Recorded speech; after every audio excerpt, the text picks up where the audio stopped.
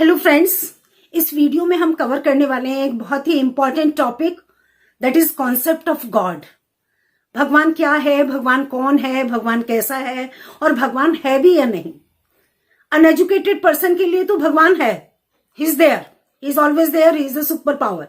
लेकिन पढ़े लिखे आदमी का दिमाग जरा ज्यादा चलता है और वो थिंकिंग ही नहीं, ओवर थिंकिंग भी करता है और वो सोचने की किसी भी हद तक पहुंच सकता है। तो उसके दिमाग में ये मंथन अक्सर चलता रहता है कि भगवान है भी या नहीं। इस प्रश्न का उत्तर पाने से पहले हमें ये जानना होगा कि हम ये जाने कि मैं कौन हूं। सीधा सरल सा उत्तर है, मैं एक आत्मा हूं। आत्मा क्या है? आत्मा परमात्मा का अंश है।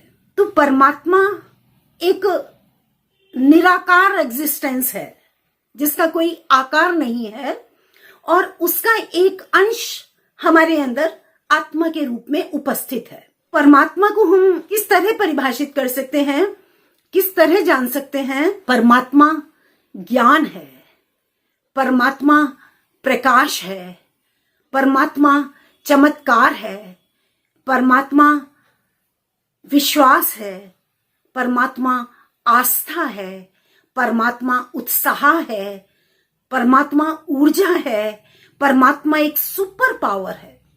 हर असंभव को संभव कर दिखाने वाला परमात्मा ही है।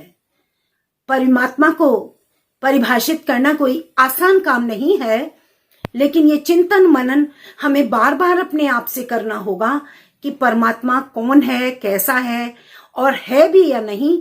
ये प्रश्न हम बार बार अपने आप से पूछें और उनके उत्तर हमें कहीं गूगल से नहीं ढूंढने हैं, हमें अपने आप से ढूंढने हैं। हमें अपने आप चिंतन करना है कि मैं कौन हूं।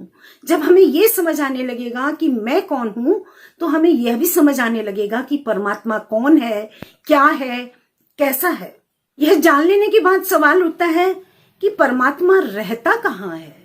कहीं ऊपर रहता है या हमारे अंदर रहता है?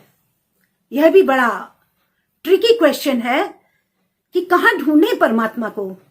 मंदिरों में जाकर ढूंढे या कहीं अपने अंदर ढूंढे या वो कहीं है ही नहीं। तो परमात्मा को खोजने के लिए हमें अपने अंतर मन को टटोलना होगा और इसे समझने के लिए मैं आपको एक बहुत सरल सा एक उदाहरण देती हूं कि जब हमें अपना कोई काम करना होता है, किसी काम में हमें सफलता मिलती है, तो वो हमें किस प्रकार मिलती है?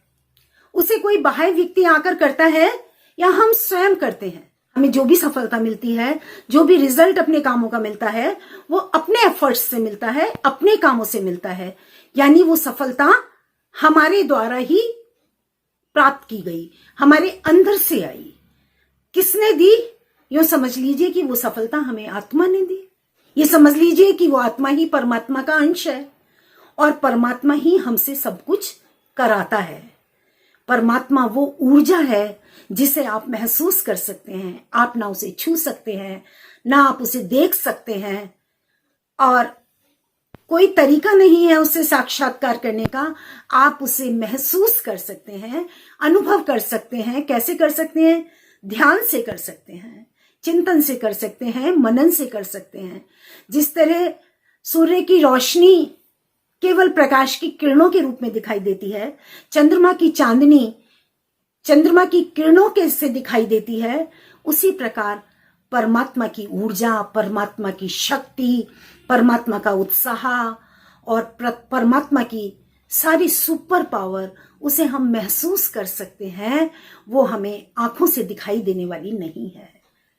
तो परमात्मा के बारे में आप क्या सोचते हैं? आपकी क्या धारणा है? इस बारे में कमेंट बॉक्स में मुझे बताएं ताकि हम फिर से अगली वीडियो में चिंतन कर सकें कि परमात्मा क्या है और हम किस तरह से उसे परिभाषित कर सकते हैं। Thank you so much for watching the video.